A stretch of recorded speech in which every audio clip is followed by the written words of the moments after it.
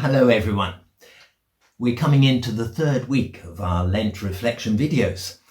And this week we're looking at going deeper in servanthood. Today I'd like to say something about being called to serve, and tomorrow something about being strengthened to serve. I wonder what comes into your mind with the word servant. It literally means one that serves others. And of course it's used in many different contexts. A civil servant is one who serves the country in one of the government departments. Quite often the word as servant is applied to someone who provides a service in someone's home, taking care of the home. I think of my time in India when I used to visit an organisation called Mercy Mission, and we had wonderful times there.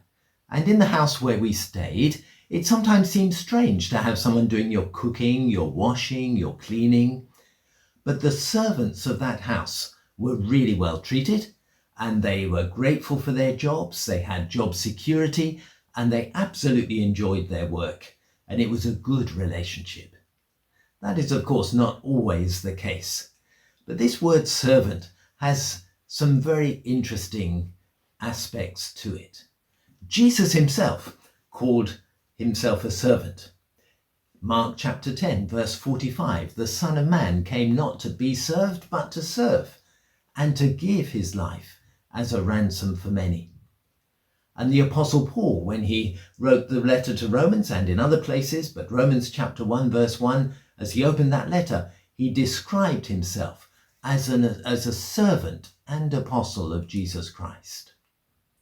But I would particularly like to look at the time in the book of Acts, where Paul was defending his own life before King Agrippa.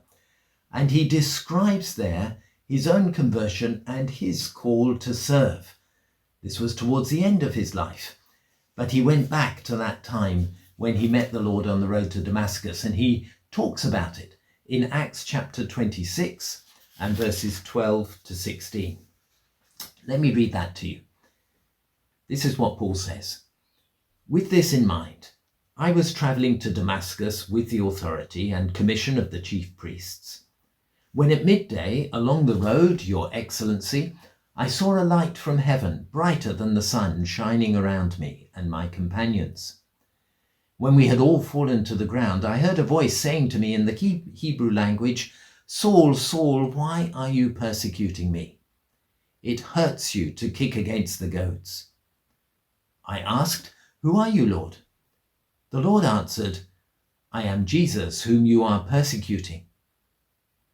But get up and stand on your feet, for I have appeared to you for this purpose, and appointed you to serve and to testify to the things in which you have seen me, and to those in which I will appear to you.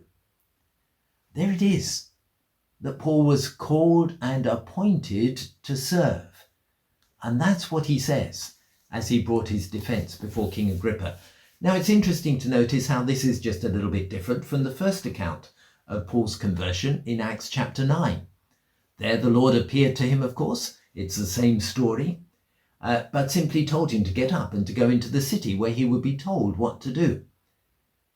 But as Paul reflected on that story and brought his defense before King Agrippa, he specifically says that at that time he was called to serve. And that service was truly taking on a servant role for other people and in serving the Lord. Yes, Paul was a preacher, a traveller, a leader, a writer, but he was someone who cared very deeply for those whom he knew, and his life as a Christian leader was very costly indeed. He gives a hint of this in his parting words to the Ephesian leaders in Acts chapter 20 and verses 18 and 19.